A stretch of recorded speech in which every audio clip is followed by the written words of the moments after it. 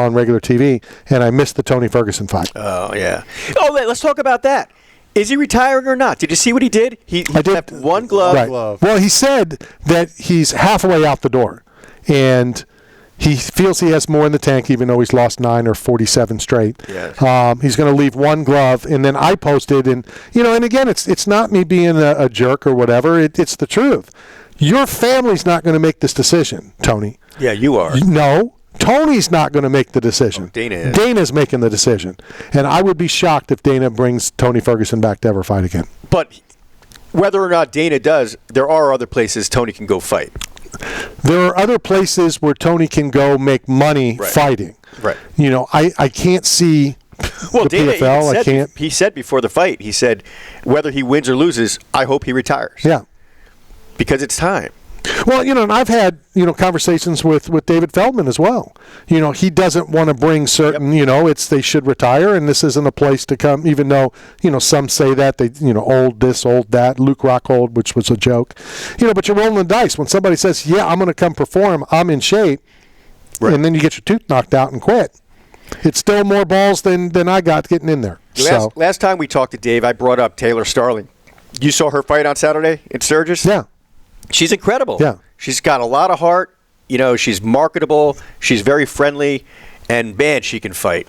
Holy cow. But where do these former UFC greats or MMA greats, where do they go to retire? Like, do they go to karate combat? Do they go to grappling tournaments? No, you just retire. Well, if it's in your blood, it's one thing to say, I'm leaving the promotion.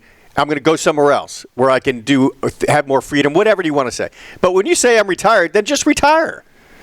Well, I believe, and now I'm going to stand up for all these people. I will stand up for Tony Ferguson if he does go somewhere else and fight. Yeah, me too. Because it's his right to go make. I remember when Tito fought Chael, and we all went out for it.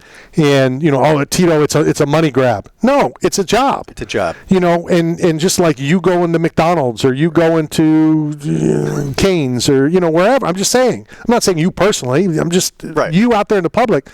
That's a money grab. You're going to make money to survive and to live. What is Tony Ferguson going to do? And I was just talking to some of the NFL guys about this. When they're done fighting. You're now too old to really start something. You haven't really done anything other than fighting and training and whatever. How many fighters go and open a gym? Frankie just did. Eve Edwards opened the gym in Houston. That's what they do. The NFL guys, when they get done playing football, when football is all they know, what do they go and do? Nothing. I mean, they could open a gym, but not an MMA gym. Right. And some have. Right. A lot of them go into restaurant business. There's something. That's a terrible one. So is the bar business. Well, I'm going to disagree with you. It's not a bad business. It's bad when you run it badly. Yeah, that's true. Not everybody fails. Yeah, not everybody fails. Mike Allstott's involved. Dave Moore's involved with Island Way Grill. They're doing all right. Mike Allstott lost A-Train Pizza in St. Pete. Well, first of all, since you don't know a lot of, we don't, not just you. I'm not getting on you like I have the last 3 hours deserved.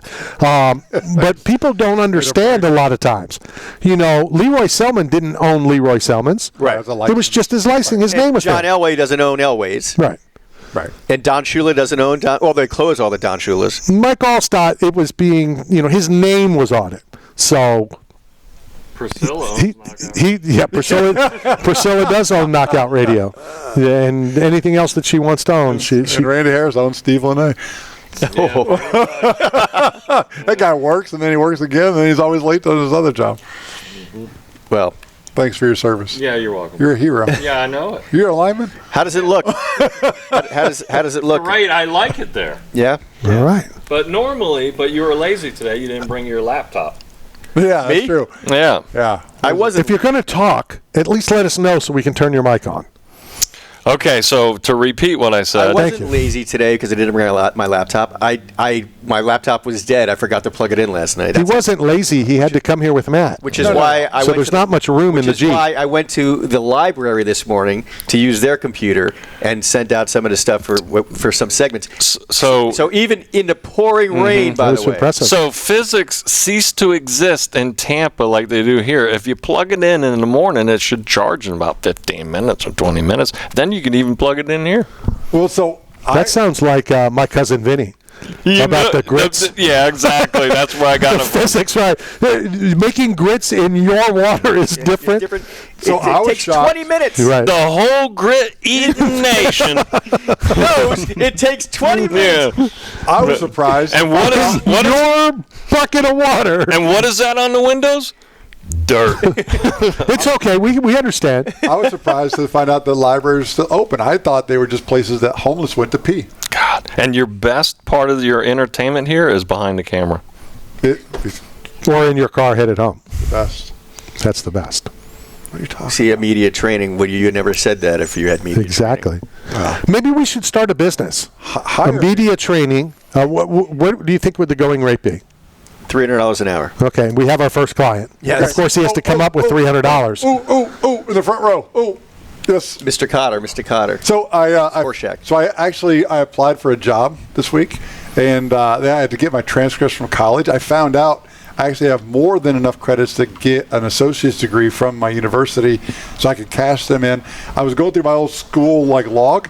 I took all mass communication, media, marketing, business administration, and in weight training, I got an A. Oh, good for you. Makes sense. Good That's for you. why I'm an expert in all those things.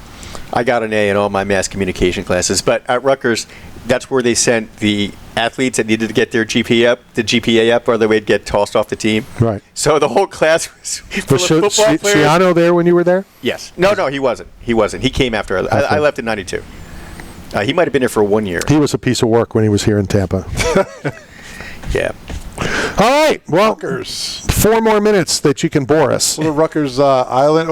What's up there? Is there a basketball tournament 3-on-3 or like the street ball? Isn't that legendary in That's Rutgers? Rutgers Park. Rutgers Park. Rutgers Park. That's up in Harlem. Okay. Yes. Yeah, it was like I don't Yeah, know. I don't know. I actually interviewed Waka Flocka Flame there when I was nice. working for Fuse TV, and I was at Rucker Park. Back up. He doesn't know who that is. Well, he's a rapper. Okay. So I leave. My camera guy goes, Mike, I got to go. He's got to go somewhere because we drove up in her car. And I said, don't worry, I'll take the subway. Well, little did I know, they had to walk all the way across Central Park to get to the subway up in Harlem, and it was scary. Were the Warriors there? Because they're a street gang. They could have New been. York. Cyrus Street Gang. What happened to Cyrus? No, it's Brandon. why'd you do it? Why'd you kill Cyrus? And then the guy goes, no reason. I just like doing things like that. Warriors were good. It was so bad. It was such bad. It's almost like, what's that one that's the fish that saved Pittsburgh? Boondock Saints. Another one. What a horrible movie. Horrible. And everybody's like, that's a great movie.